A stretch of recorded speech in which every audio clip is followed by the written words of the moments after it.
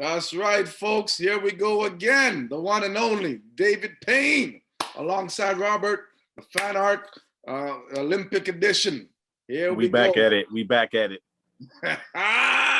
Let's go. All right, folks. I don't know about you, but David, let's put on our seatbelt. Let's go. Hey, guys, let's do this. We ain't gonna play around with you. It's gonna get hot. It's gonna get heavy. So here we go, folks. Let's dive right into it. It's gonna get uncomfortable. Once again, it's important that everyone knows, David, I respect your opinion. I respect you. I respect your views. But doesn't necessarily mean I shared some of the same views at different times. Facts. We're gonna have different opinions a lot, and we respect each other's opinion regardless if we agree or disagree. So that's Awesome. what makes it a good forum. Now, with that being said, you as the viewers, you can make your own comments as well. I may not agree with it. Sometimes I'm going to agree with it and give you a thumbs up. But once again, it's the opportunity to create dialogue, information. And if some of the information you need to look up, because this ain't fake news, you can go search it yourself. Sounds good? All right. Let's dig into it. First, David, I want to hear your perspective on the Shikari marijuana ban for a month. What is your perspective? Do you think it's right? Do you think it's fair? And your whole concept in the use of enhancing type of a performance? Right. So, of course, I feel like she needs to follow the rules. Okay. There's a couple of different things to that, but I do think that the USATF did make the right choice. However, there are some things that I do disagree with. Unfortunately, we're just going to have to wait until the rest of the world catches up to us, hopefully by the next Olympics. But she does have to follow the rules. Unfortunately, we were counting on her to bring us home one of these medals. So she really did have the USA on her back. But at the same time, I just feel like she was going through a lot in her life. And there's, like I said, there's so many different angles to this story. Like she said, she lost her mother and she was going through a lot mentally, which is another aspect that we don't talk about a lot. What mental aspect is the athlete in while they're competing? They could be going through turmoil in their life, and we're still expected to go up there and shut up and be quiet and just perform. But I do think that she's got a lot to learn as far as being pretty much a freshman with so much talent on the professional circuit. So I said that to say, like, she will have little hiccups here and there. I think a lot of people are taken back by it because this is really the first hiccup that we've really seen in her professional career or her career period, as far as, being dealt with something outside of just winning. But I do think that she should not have smoked, especially going into the Olympic trials. I don't know what mental situation she was in, but we make mistakes, in high emotional situations. So I do understand that she did what she needed to do in order to feel comfortable. However, I just felt like it was it was just not at the right time.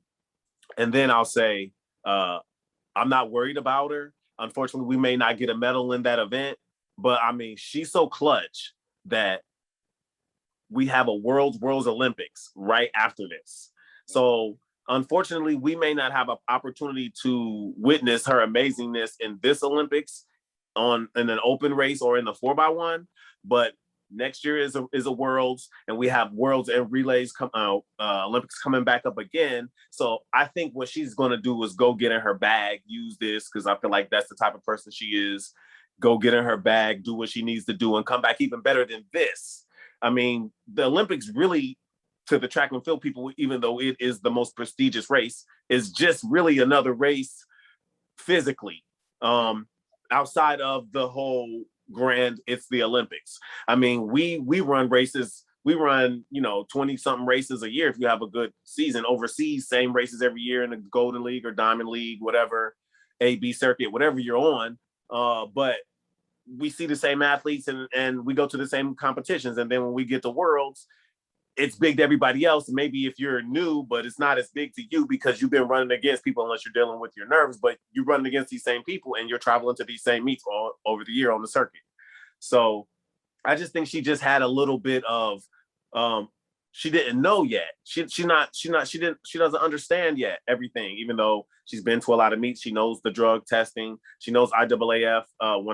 When I was competing, I think it's still the same, that you have to give them a 1 hour time period, no matter where you are, for wherever, all the time, as long as you're considered a top athlete ranked in the top 50 or 100, they can come to your job. They can come to you when you're on vacation. They can come to your anywhere you are. Yeah. This is all because of the circumstances of doping, right? And there are certain protocols when we use the restroom and we do our drug tests and stuff. There is a person standing right there. It is very uncomfortable, but it's made uncomfortable so that we don't have to go through people cheating. However, she wasn't cheating. She was caught taking something that was not performance enhancing. So at the beginning of this, I said, we're not there yet as far as the world, or as far as America, I'm sorry, because I think right now only 18 to 20 states right now have legalized marijuana. I think in the next 4 years that'll go up. It'll be more accepted. Some states will never change it, but it'll go up in some states. The tolerance will become higher. And I think at that point, it'll be maybe not okay, but less bad. And hopefully it'll even be maybe taken off of USATF's list of performance enhancing drugs, because I do believe a little while ago, they actually even raised the level of what was legal and illegal, because it just wasn't performance enhancing. There are just other things that can happen when you do that, like diuretics, where if they find that, it could be they think something else is hiding something else, and we don't want that situation. But again, I think she's perfectly fine, outside of the fact that she may feel she let everyone down, or everyone feels that she let us down. I think she's doing a great job of handling the interviews and how everything's coming at her. Y'all don't understand. This is like the biggest thing that's going to ever happen in her life right now. So for her to be not able to make it, losing her mother, missing out on the Olympics, running some of the fastest times she's ever ran, she's on a roller coaster. So all she can do, I feel like, to just continue how great she already is to just mentally focus on continuing of what she has to do. And that's right after the Olympics. Go to these meets and bust everybody's ass that made the team, just like Kenny Harrison did after she didn't make the Olympic team. She went back and broke that world record. Go and prove you should have been on that team. Go and prove, hey, it doesn't matter. Yes, I messed up, but I'm still here. I'm going to be here next year. And for me, it's not just about the Olympics every 4 years. COVID has made us look at it in a completely different way. It's about the real longevity of the sport. So that was a long answer, but I think she's okay. I'm still proud of her. I'm not upset in any way.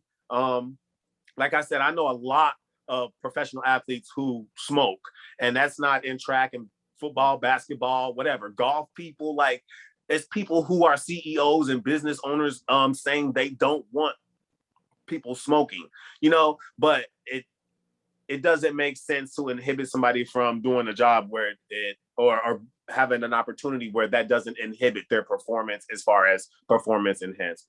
So that's how I feel. So I'm gonna drop it in here. Folks, I'm compassionate, first of all, with all cases. But I'm gonna tell you this. You do the crime, you do the time. I'm gonna repeat. You do the crime, you do the time. Because if you're gonna do the crime, you know exactly what you're doing in advance. I'm not necessarily talking Sha'Carri. I'm just talking in general. So I get tested probably 15 to 20 times per year. It's $500 minimum per test, by the way, for each test that they're paying. Just to give you an idea. I think Donovan My guys, I mean, my era, those high level, number one, number two in the world, they're getting tested at least 50 times a year, times $500 per test. Anywhere, anytime we have to give accountability and give them a schedule when we're not at home. We're at airports, we're in hotels, we're in restaurants, wherever we are, we have to go and pee and someone to follow you. If you refuse once, it's called positive tests. Mm-hmm. Okay? Yep. Each year, you get the booklet of the drugs that's updated. Back in my era, you couldn't drink over 2 to 3 coffee. That's considered a drug test one, if it's positive because it's masking. If you use marijuana, it's masking. The marijuana also put extra oxygen in your muscles, which equals performance and relaxation. So that means I can't go enjoy my reggae parties before competition.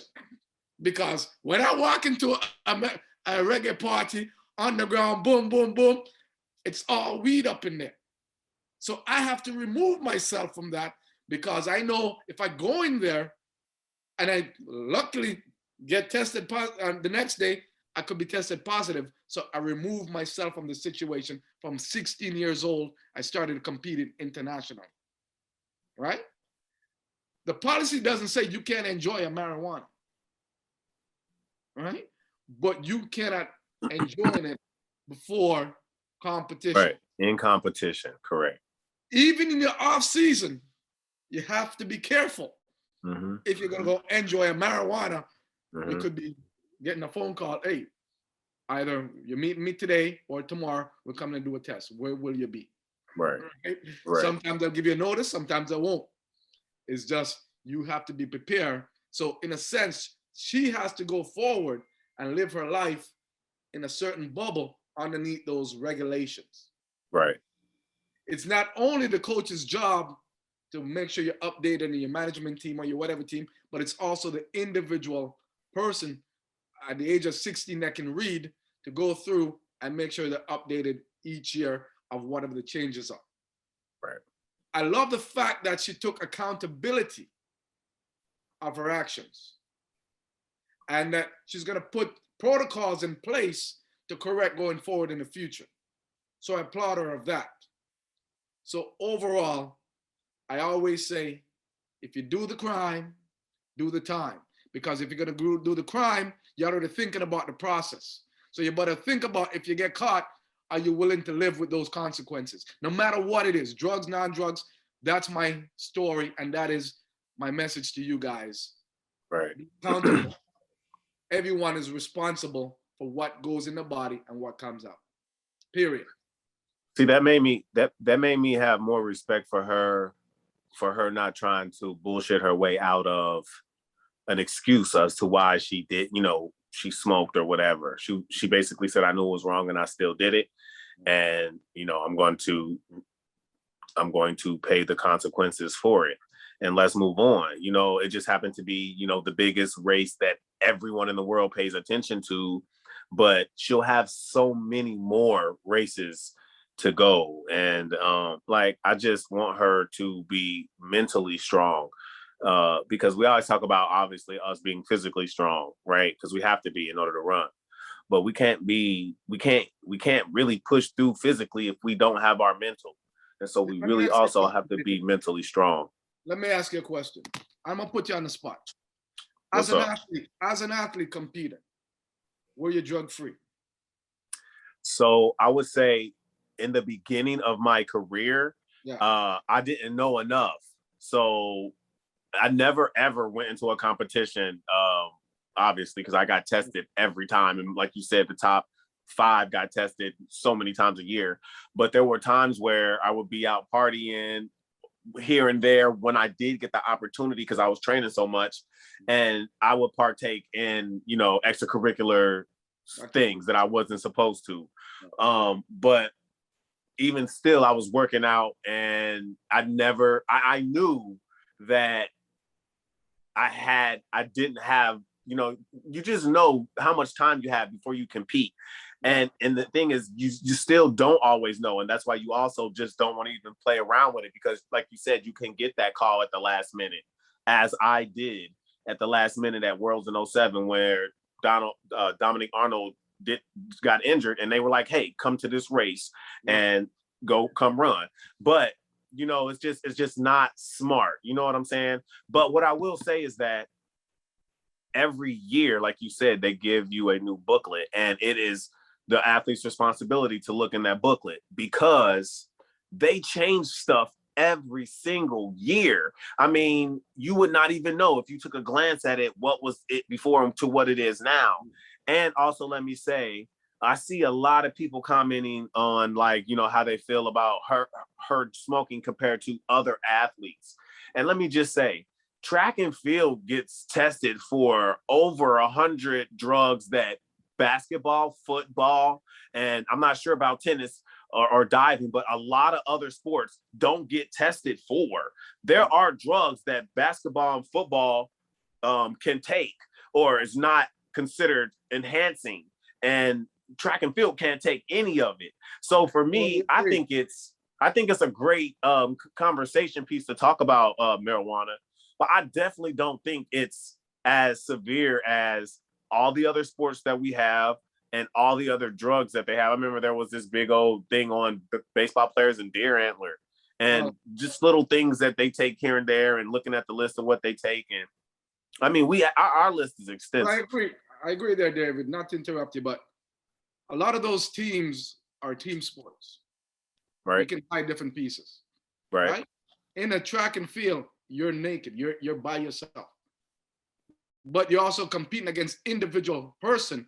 And I've seen in the past, growing up, I walk into a race and I know a person's on drugs, right? But I clap them, right? And I got it. And I'm like, this is my gold medal. I didn't win, but this is my gold medal, knowing that this person's using and I'm outperforming. But the thing about it is, it's a business. Sports management team, corporations, countries sometimes protect those athletes to get that performance to the next level.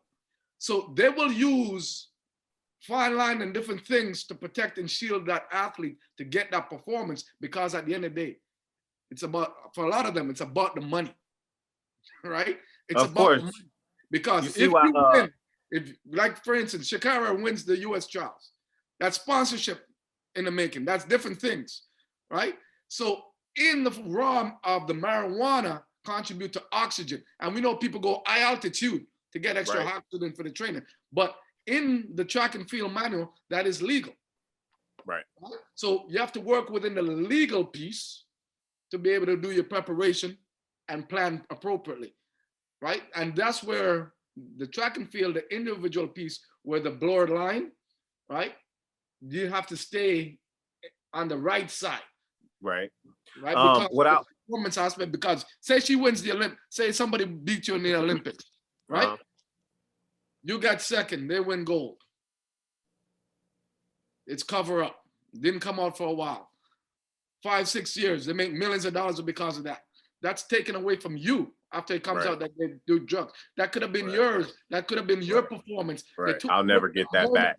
So you got, you have to think globally, right? So those athletes who are there blurring with the line, I hope they all got the catch. They're supposed to be an even play. I mean, see, another thing is that, and this has always been, I mean, I remember when I used to train and travel with Marion Jones, and I would see her every day working out, and she worked out harder than anyone else. You know what I'm saying? And you just never knew, though. My thing is, like, I've trained with so many Olympic medalists, right? Yeah, you just never know, because I mean, every athlete that I know of, in my mind, I'm not thinking they're trying to do anything crazy, because I have integrity and I'm going to kill myself, and I also get injuries and all of that. You think everyone has the same agenda, but they don't. That's what I'm saying, right? But, you know, speaking of that topic, what I've learned over the years, and folks, athletes in the making, if a person is on drugs and a person is not on drugs, the difference with the non-drug is your planning has to be on point, because you may only have an opportunity to peak 3 times for the season. Your So window you is gotta make sure smaller. the training Yeah. is done. The majority of your budget's gonna come on massage, you being self-sustained of recovery and all that stuff to peak and perform at the right time. The Right. difference between the person on drugs is they can put more work in and recover a lot faster and speed up the process to get there. So what may take you 3-4 years, guys can pack it down within 6 months. Right. And that's some of the major difference. But psychologically, I feel the person's doing it cleaner has a greater advantage when you plan perfectly to rise at that moment, because the guy with the drugs or the person with the drugs have a crutch, knowing that, oh, if I didn't get my shot, how am I gonna perform? Right. Right. The other person is more authentic and can give it a greater performance. So Right. and that's why when I go into championship and I know somebody I know is playing with it, I'm like, ooh, oh God, I can't bust your ass. Right. Because when I bust one of the ass, they're wondering what the hell happened, because Esmie, I know is clean, and this kid beat me. Right. What's going on? They're calling up people. How you gonna make this guy beat me?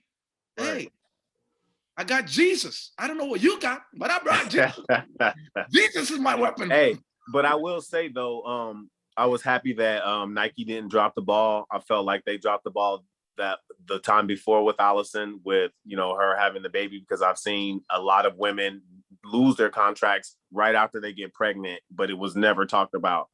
So I'm glad that they actually stepped up and said, they realized that Sha'Carri is more than 1 year of the Olympics, even though this is going to be a year that they could have capitalized. She's going to be here for multiple years. And someone has to it'll happen. Someone has to grab her by the hand and just, help her with the other things that I needed help with. Other people who just now coming into the sport. She just happens to be. I love the fact that you said that.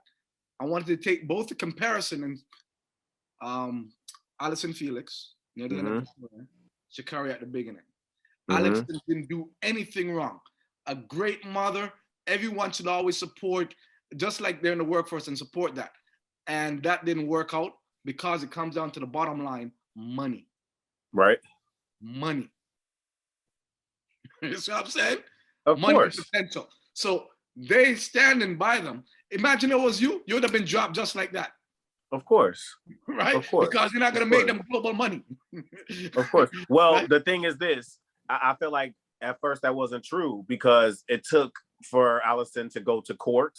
They still dropped her, so it wasn't like it's over with. She had to fight for that, and she still went through a lot of stuff. And in the aftermath, they made the correct. They fixed whatever they did, and now I guess they've solidified people's contracts through pregnancy, women's contracts through pregnancy. But the case is, hopefully they learn from their situation. Even businesses can make mistakes, and I just feel like they understood that just because she made that mistake, they wasn't going to drop her. But absolutely, it's because she ran 10-7. They not dropping an 11-4 girl. That girl would have been out on the streets. But it needed to be a 10-7 girl in order to bring the awareness to the situation. And I think just Sha'Carri, just her aura, just who she is, everybody around her, even Dennis, the coach from LSU, I just feel like everybody loves her regardless. And not because she's got long nails and she wears different color hair, but because she fucking works hard. She really works hard. And that's something that I dropped a couple F-bombs because we're authentic. Oh. Well, I used my 2 for the show, so I won't be saying no more. Yeah. Let me drop this for you. One more on the topic of this, and then I just want to quickly say to the fans, listen up. If you a supporter of track and field and sports, please go and support the other athletes and watch the game, because it means a lot to them. They work very hard. Some of them it's 4 years, some of them 10 years, a lot of obstacles along the way. They're running also for you, your country. So please put and shelf whatever is happening in this area on the shelf, and bring the love and the passion and the claps and the cheers for those other athletes. They work very hard. So please support them, because at the end of the day, we all have dreams, and let's support them 100%. But with that being said, um, David, the hurdler, what's her name, Brianna? She's in that Brianna Rollins. right. She ran, and in a protest of hopefully her suspension is released. Uh, Hmm. we spoke about once again. She missed three, I believe, um, opportunity for testing, and once again, it doesn't matter what the situation is. They, yes, we understand there should be, some leaner, but when you're dealing with three situations, it's there's no that's responsible, including for me, for you, Yeah. or whoever Yeah. else. We feel her pain, but give me your perspective on that. In her case, Man, it's a real crazy situation because I don't know all the details, but I do know that you can't be missing tests. I missed one test in my whole career, and I was able to get that overturned because I actually did send them the message, and it was just with the wrong phone, and they were able to say, "Oh, we do have it." So it was like it was still there, but like you can't miss tests. I remember being afraid because I went out of town and forgot, oh, I didn't submit my hours of where I'm going and how long I was going to be there. So if someone came to test me, I wasn't going to be there. But I do get it happens. I mean, it's so hard to keep up with your life and training and traveling because you have to also input all the meets that you're going to, and it's just a lot. However, I don't really know everything that went on with her as far as uh, what actually happened for them to give her a 5-year ban, outside of her already missing her 1 and 2, and then finally missing as many as she could before she got a large ban. Because I don't believe it has anything to do with actual doping. It was well, just that. yeah, what happens in the past, is, folks, I'll share a little bit with you. In the 80s and 90s, I guess there's a lot of drug testing happening because if it's a billion-dollar business, and if that one athlete have a chance to be a champion, the whole team, the medical team, the sponsors, the athletes becomes millions of dollars in revenue. Mhm.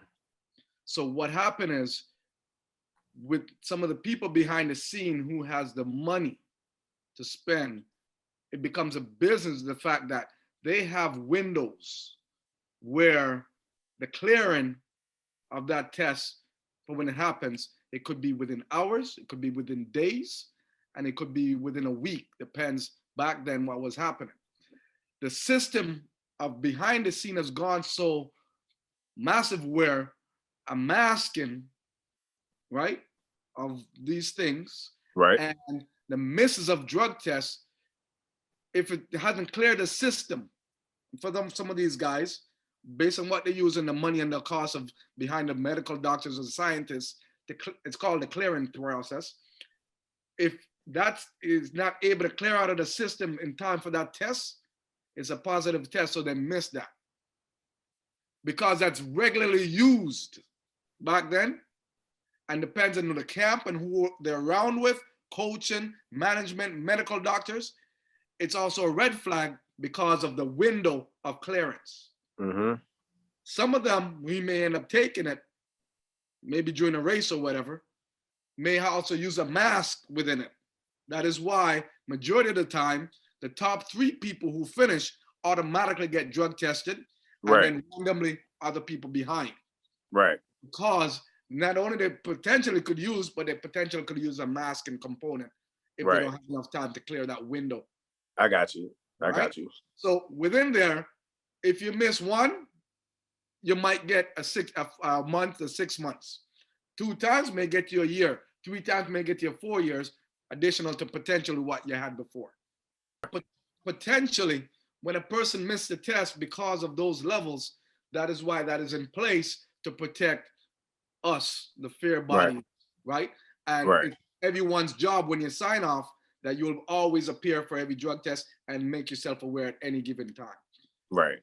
right? In that Right. situation, if loss of someone or whatever happens, and they show up, you can say, you know what, I can't do it today, and you give your reasons why. So let me You ask you a take that question. in consideration for the appeal afterwards. Right. If that is not there, then that rule comes in and the decision is made for you. Right. And then you can try. Sorry, go ahead. Let me ask you a question. Yeah. So because I work so hard for everything that I've gotten in the track and field world, I've done everything with integrity. There's no way that I would ever use drugs, because the win with the drugs would not be my win. That's what I believe. We agree. Yeah. In that sense, anyone who's used drugs, now you can be my friend afterwards, but I'm not going to respect you as an athlete, because Amen. here we are on the same platform, and I'm getting broken femurs and doing all these things and coming back from it, having an up and down year, even though I maintain still being someone in the sport, and you've been doping this whole time, and you're claiming it as your own and really knowing it's not yours. So at that point, I'll still be your friend, but now I've questioned everything you've done in your whole career, even if your whole career you've been great. Now I'm looking at you with a side eye because your character just destroyed that. So my question to you is, how do you feel about people who we do know for a fact did test positive? Do you still have relationships with them? Or do you respect them? How do you feel about that? Yo, David, that's a loaded question. I'm going to use one in particular. When I was growing up, I was one of the fastest kids out there, and my start was bullet. Everybody wants to work with me in a bullet. I watched my hero at the time, Ben Johnson, in the '88 Olympics. In 1992, when he was returning to sport, I was still in high school. He called my mother and says, I'd like to do some start with Robert. I hear he's fast. The management team, we put something together. I show up in Toronto. We did some starts. I was like, wow, my hero. I forgave him, right? I'm a fan. Said people make mistakes. There was a lot happening. I forgave him. The second time it happened, I told him straight out, I said, I can't forgive you because you knew the second time. Right? In that aspect. But guess what? As a person, and I saw him, I think maybe 6 months ago. And I said to him, my kids love him. We talk about him. And no matter where I go, I talk about him. As a human being, he's an absolutely fantastic guy. One of the most funniest, one of the most loving, one of the most helpful. He loves to give back and help communities everywhere. But his athletic career has suffered of that. Right? And at the time, he did not take ownership at the time like Sha'Carri did. Right? Because that would have changed a lot of the courses going forward. Right. So overall, I'm acquaintance of him. I respect all the stuff he does off the track, but athletically, I have that gray line there. And I'm honest and telling him. Now, for other athletes in that situation, I have to make it on a case by case based on their character. Right. What contribute to society, what they've contributed as a whole, and then remove the athletic side. Right. And deal with that piece. If that other side is not there, then there's a chance them and I are not going to have a conversation, because it goes beyond athletics. It goes beyond the human being completely. But hey, you're a nice guy. Because like I said, I'll we friends, I'll be like, what up? I'll dap you up. But you can't say nothing to me at all about nothing about sports no more. You can't even, we'll have a conversation, but now you're a fan. Like, I'm just talking to you, and not in a negative way, but I'll hear your opinion. But because technically what you've done, you've cheated on, I don't use that as here's working hard. Here's another powerful piece when I look at that aspect. Do I feel a person who is tested positive for drugs can be a great coach and mentor to other athletes? Oh yeah, definitely. I say, in my opinion, and please share yours after. In my opinion, not necessarily. Reasons why, when I'm looking at my era and what has done, those programs, those systems was done on a drug program. You're taking that program and your knowledge and expertise and apply it over in this side to these guys based on your drug system and stuff. So how do you know what a clean program and recovering everything looks and feels like? So now you're taking that experience and putting it over here in that system. So you're going to potentially create high injury based on the workload and stuff because of the recovery of the drugs, right? And also, to me, there's a chance that you're going to share that drug information to push it over there to get the performance.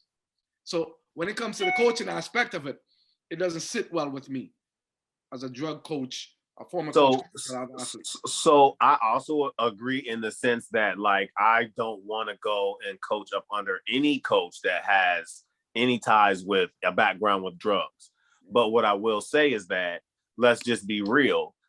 And I'm not throwing any names out there, but let's just be real. The history of track and field has many people who've tested positive for many different things, right? And those people have also segued into coaching collegiate sports. There are college coaches in the history of college sports that have tested positive for drugs when they were professional coaches. And that's just happening right now. I think that a lot of them either learned their lesson or don't want to have an affiliation with that no more, especially if they're with a great team now that stands. I mean, every team does everything, wants to do everything with integrity. But there are many people out right now coaching right now who have had some type of smear on their campaign for doing some type of video. David, I love your expertise, your insight. I respected I love some of the common grounds we have.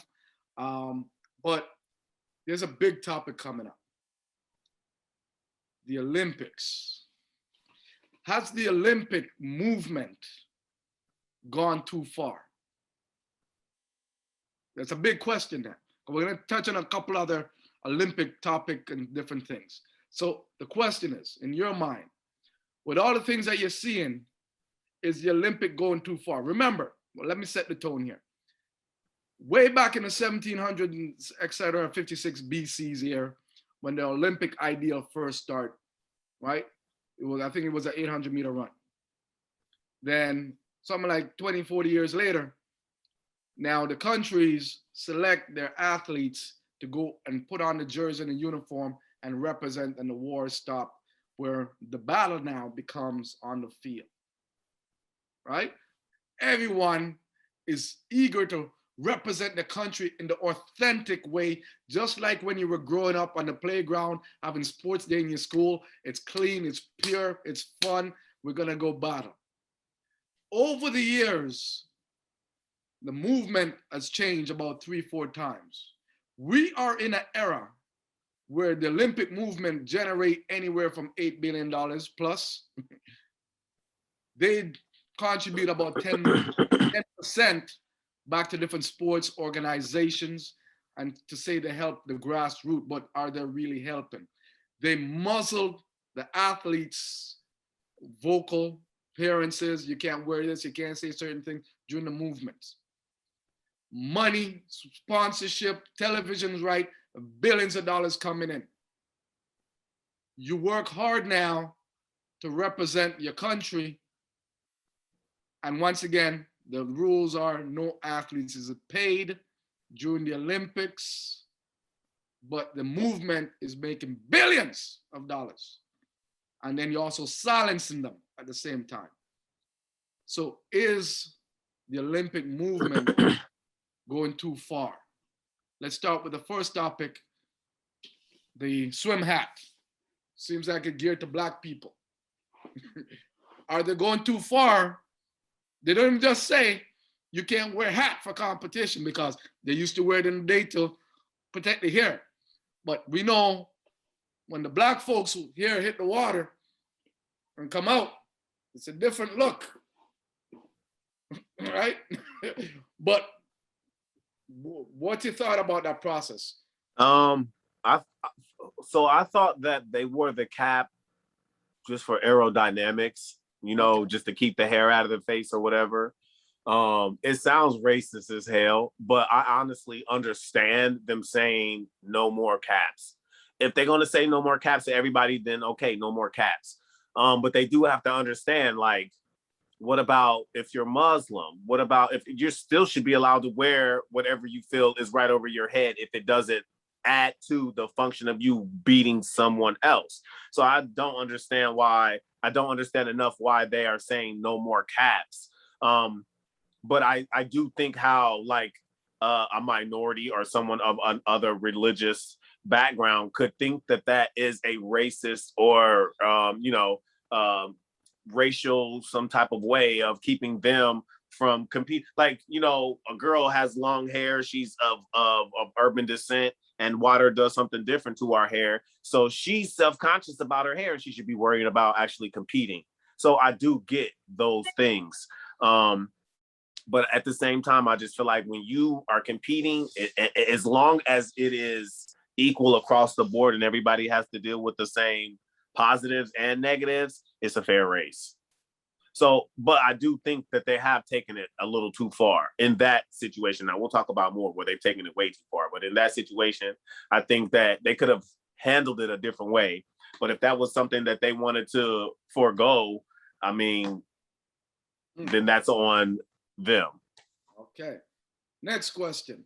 Do you feel that the Olympic movement is taking it too far when it comes to silencing people's voice? You can't tag, you can't hash this, you can't say anything. What's your views on that movement? Yeah, they do this every year. It's not just the Olympic year. In 07, 08, and 09, we had our little seminar when you make the US team, and they tell you what you can and can't talk about. You sit down in a forum and they basically say, stay away from political matters because you're taking away from the situation that's happening right now. Right. They try to they give us classes on how to speak to the camera, eloquently, especially after you tired and just ran a race and we have less oxygen. We sound stupid sometimes. So, but I do think they are doing a pretty good job, which is not positive, in silencing the athletes. I mean, you saw how the NBA was like, we're not going to shut up and dribble because we are smart, even though we're just playing basketball. We still are smart. I mean, and we're making millions of dollars and we can make differences in the world. So to say that to the athletes, I just think that that's a smack in the face. And it's really going to tear the sport down because now you feel like you're not respected by the very people who are over you or watching you. They just want to come and clank their beer cans together and bet on you like horses and don't want to hear anything you have to say. But that's not how the world works because everybody has an opinion. Everybody's been through something in life and everybody has a story to tell. So you can't tell all of a sudden you want to hear LeBron James say something because he's the best basketball player, but you don't want to hear, someone who's not. Like, we all have stories. And to say, you're not allowed to speak on certain things is basically silencing us. I get it. Like, hey, don't talk about, Black Lives Matter. Yeah. Right. Don't talk about Black Lives Matter because you don't want to take attention off of the competition at hand. Perfect example. I believe it was women's shot put. The second or third place lady, I seen her story. I forgot what her name was. Please forgive me. But at first I was like, oh man, why are you messing up the whole Olympic thing? But when she explained it, she said, well, they had me stand up and they had me receive my medal while they were doing the Pledge of Allegiance, or it was whatever not the Pledge of Allegiance, the Star Spangled Banner or whatever. And she had a problem with the third stanza that is basically saying how they killed and left and conquered over a specific, either the British or the African-American slaves, which has been controversy for years. It's neither here nor there. That's what she believes. And she felt like it was disrespectful for them to have her stand up on the podium as a Black woman and pledge to something or to listen to something that does not describe her people. And so when I thought of that, I said, well, that makes goddamn sense. That makes so much sense. Like, why are we pledging to you know? So it's all in what you believe. And so I feel like they use certain people and use them as scapegoats to scoot them off and say, let's be done with that situation. Because I mean, this is a subject that's been going on since John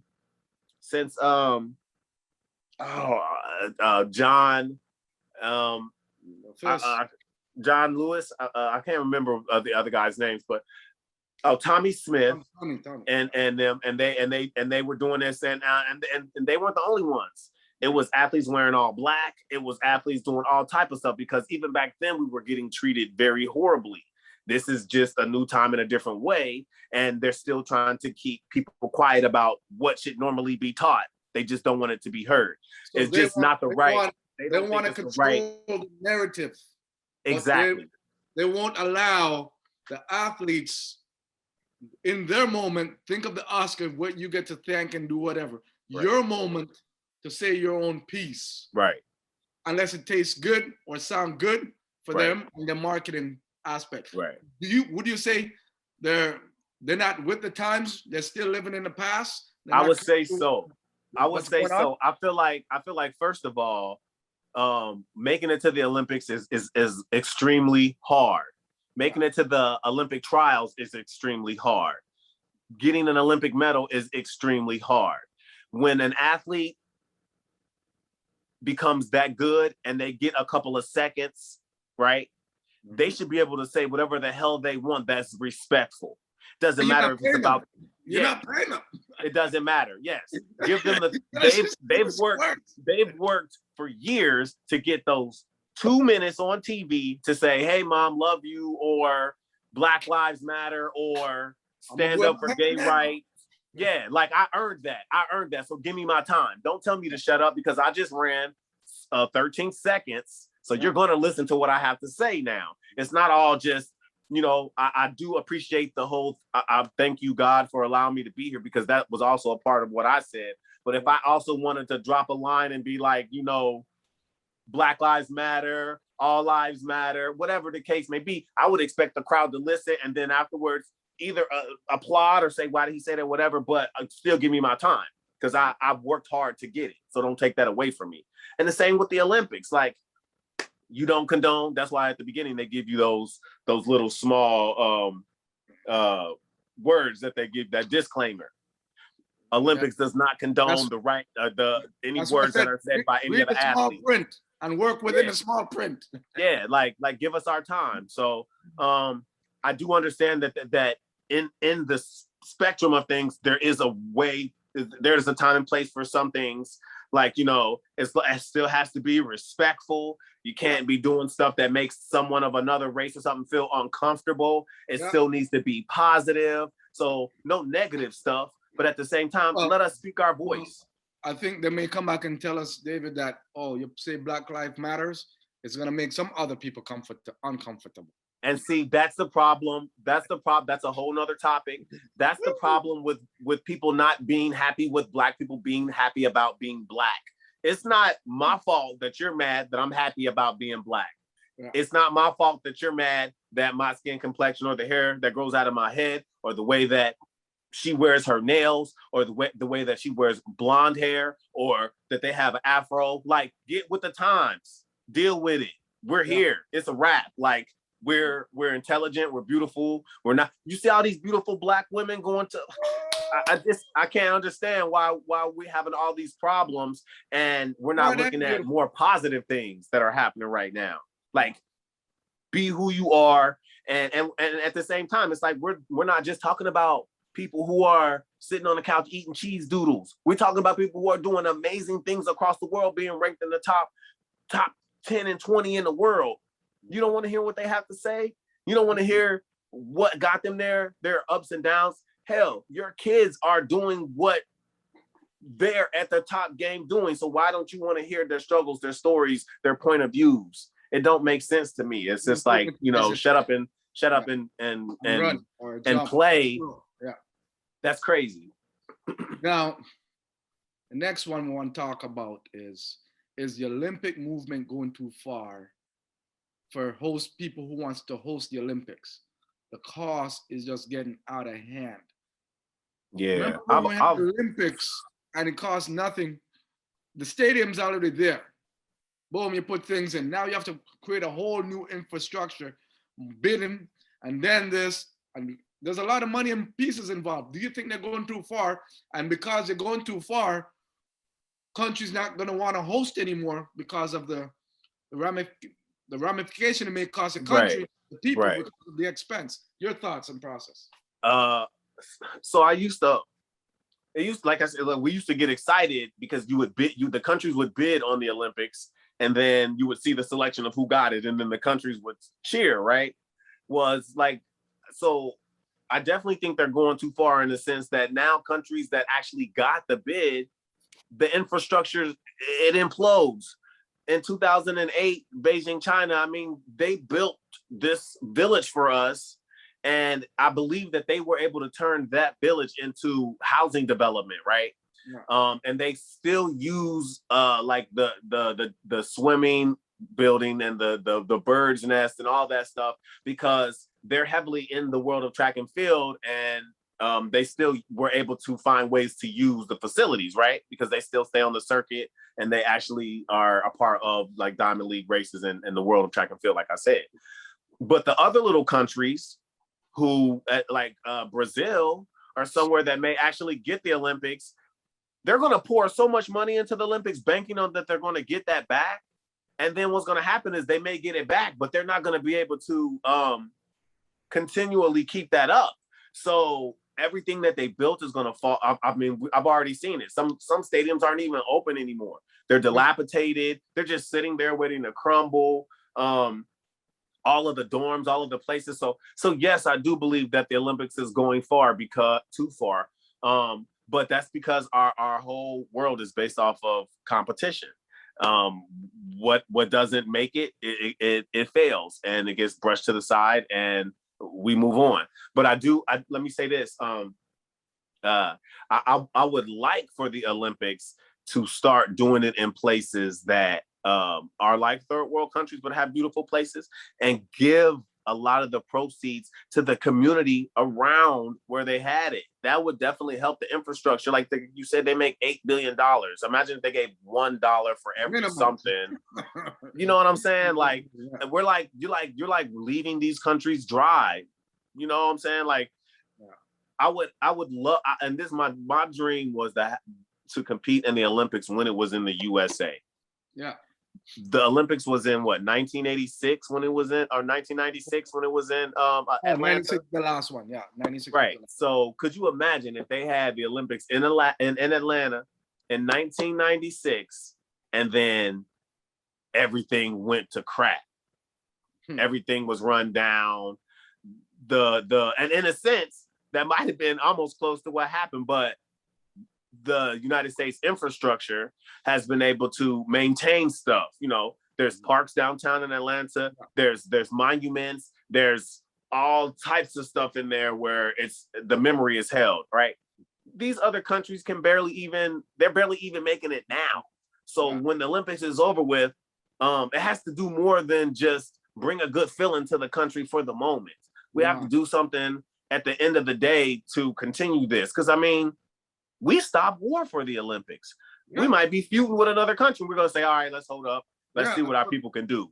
And then afterwards, we leave the country that we were at that had it, and then it just goes back to crap.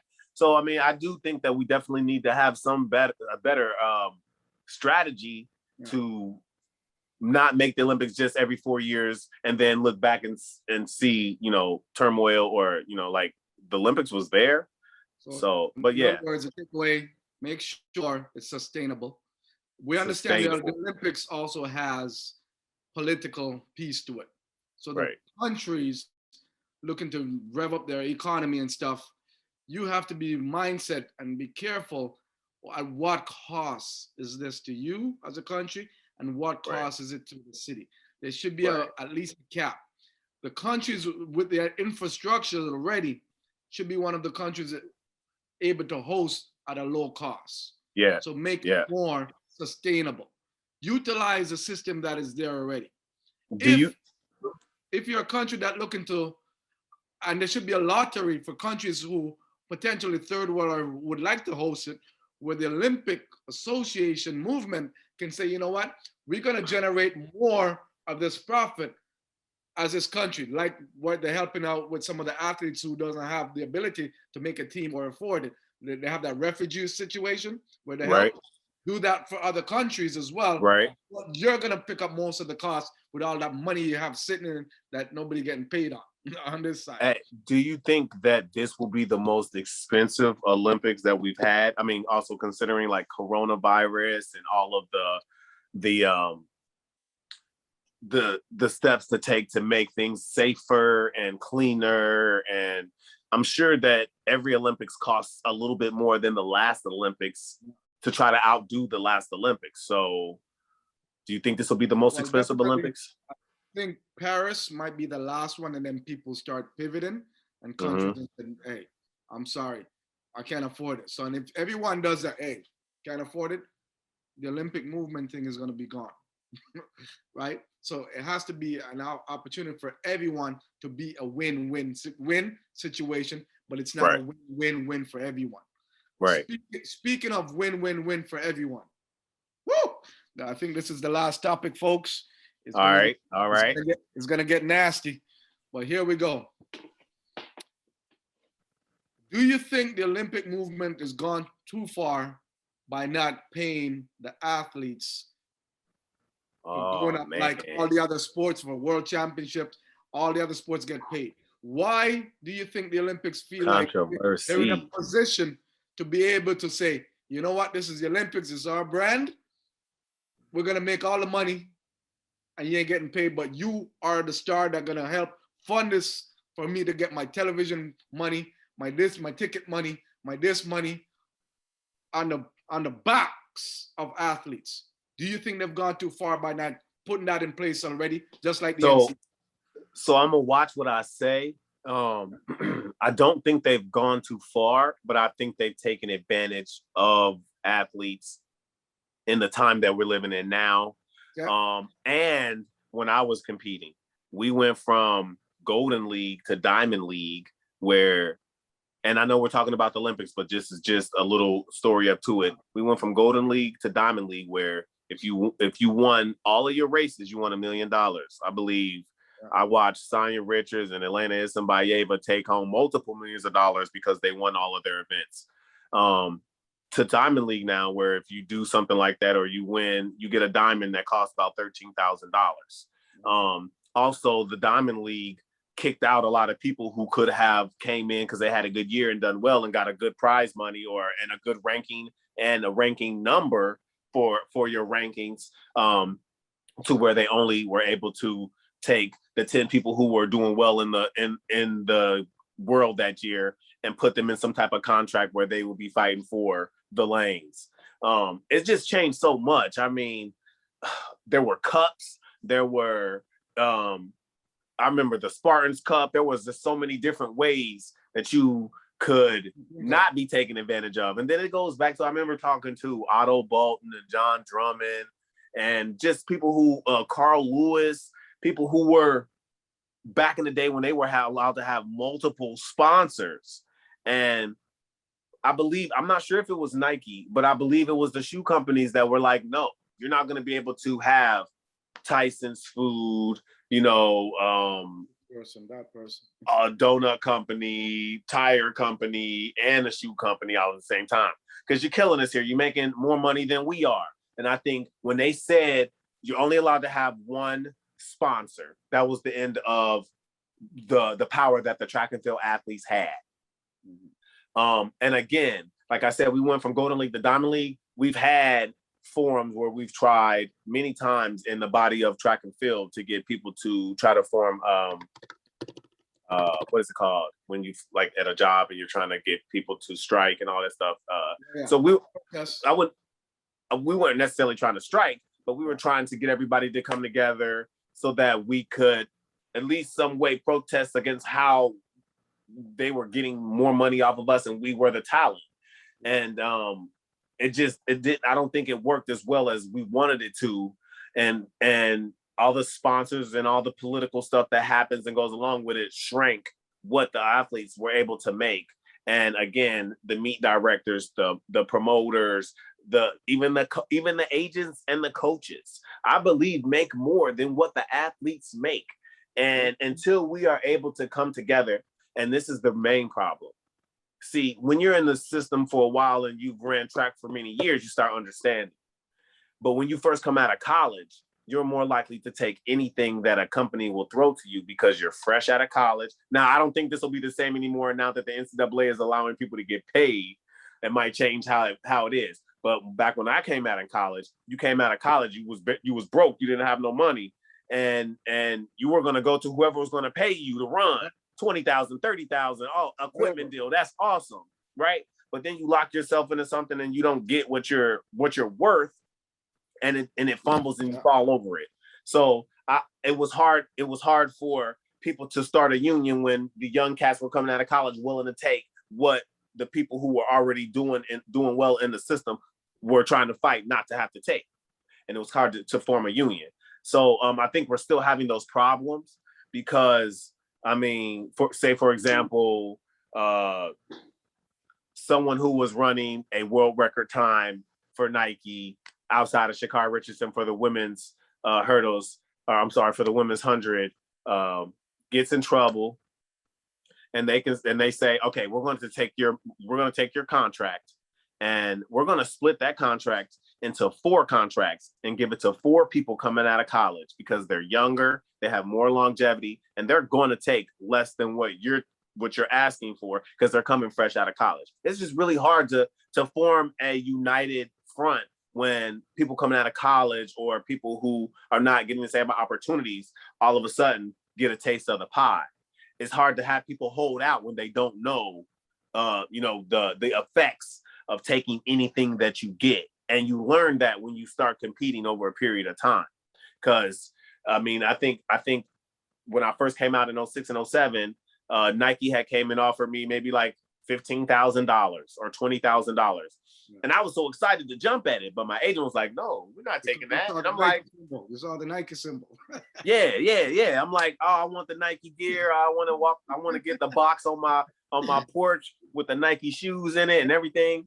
But over time, yeah, you realize over time that it's much more than that. It's much more important than that. It's not just about, that. It's about standing up for who you know you are, believing in what you're worth, and not giving in to a shoe company or an endorsement company because you feel you're going to miss out on an opportunity.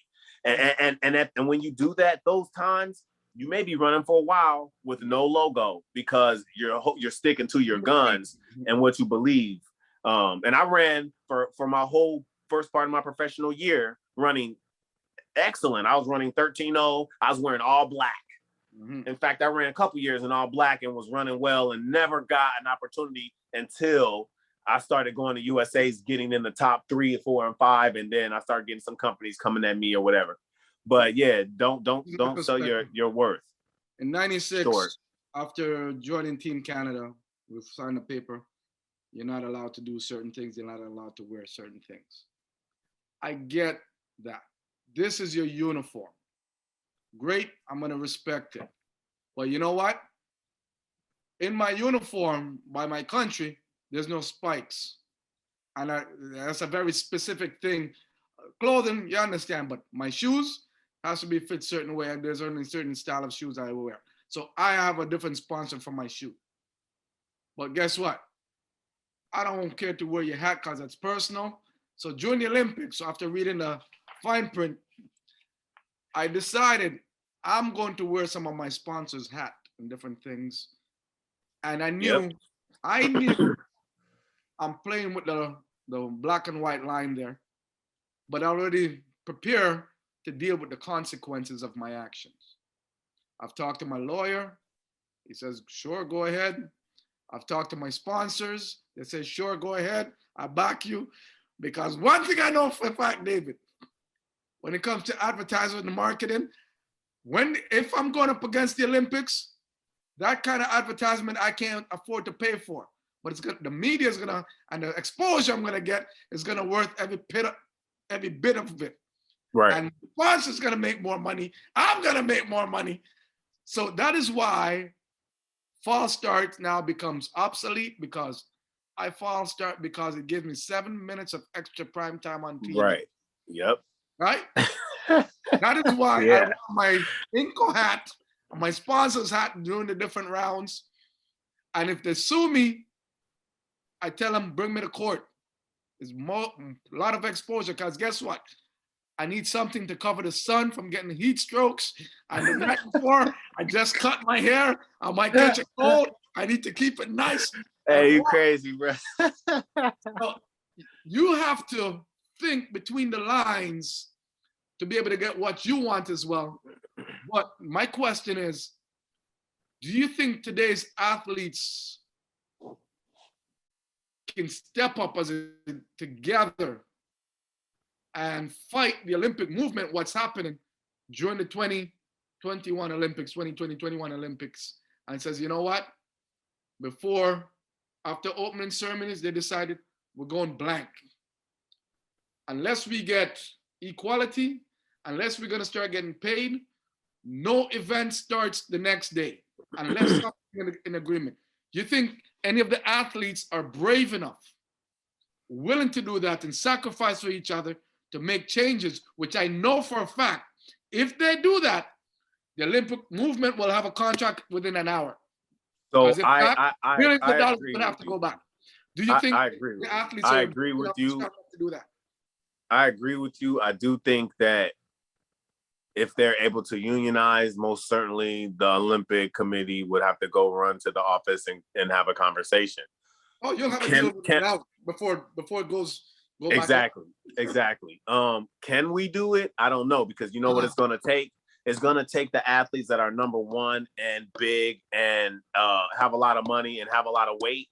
And the problem is, I don't know if those athletes see it as a problem, because they have a lot of money, they have a lot of weight, and they're as big as they are. Yeah. So it's going to take those top tier athletes to say, you know what, let's, like tennis did, let's turn around and reach back and not any of us compete until they have equality for all of us and pay all of us the same amount, because we all deserve it and we're all worth it. But it's so many athletes that are, their backs is turning, they're running straight to the bank with these checks. They're not really paying attention to how other athletes are suffering. And it's so the equality is so severe, especially when you look across all the events, the classic, the premier, and I forgot the 3 levels of, like, you go to a meet, and this year the 400 hurdles, I'm sure, is a premier event at every meet, right? At every right. But what about the women's javelin? You know what I'm saying? Or something like that. You know, they should still have a standard of, there shouldn't be $15,000 for first place for the women's 100, and then $1,000 or $5,000 for the shot put. How do you live like that? Exactly. How do you make a living like that? So yes, the inequalities are not good, and I definitely think that they're going too far. We have to unionize. We really do, and that's going to take the top tier athletes, and they're going to have to encompass everyone. And most certainly, there will definitely be no Olympics until they go back to the room and come back and have a conversation about it. Absolutely. So those are some big topics we got, David. Once again, not everyone is going to agree, but please, everyone, share your comments below. Tell us your thoughts, your opinion. It is what it is, the nakedness. We're just putting it out there, but we call it, is it gone too far? Isn't it gone too far? Sacrifices have to be made for changes to happen. Are some of these athletes willing to look beyond themselves and said, I'm going to do this for the goodness of the sport, for the goodness of us as athletes, and we're going to sacrifice together for the little guy, for the big guy, but it's going to take a whole teamwork and some superb leaders that's willing to go beyond themselves to think globally, especially the pro guys are coming in, knowing that they're already getting paid on this side. They can potentially take a risk and say, don't worry about this, I got you. I got you. And we're going to make some changes like we did in Black Lives Matters for the NBA. I got you. So it's going to take that type of mindset and the type of behavior to say, you know what, we're gonna have this solved before our first race go live, or before the opening ceremony, or whatever the case may be, to decide before you go live, because now that put pressure on those guys. They must make a deal, because if they don't make a deal, they're gonna have to give back 8 billion plus in money back, and they ain't gonna do that because they're running that as a business for the last 120 something years, right? But it's time to make the whole playing field fair and even, so everybody can eat. Everyone can eat. Right. They're taking money out of every one of these athletes' pocket and putting it in their pocket. Woo! Everyone can eat. I'm telling even D-Payne TV. Everyone can eat. Hey, watch out for our David and I show coming up. I mean,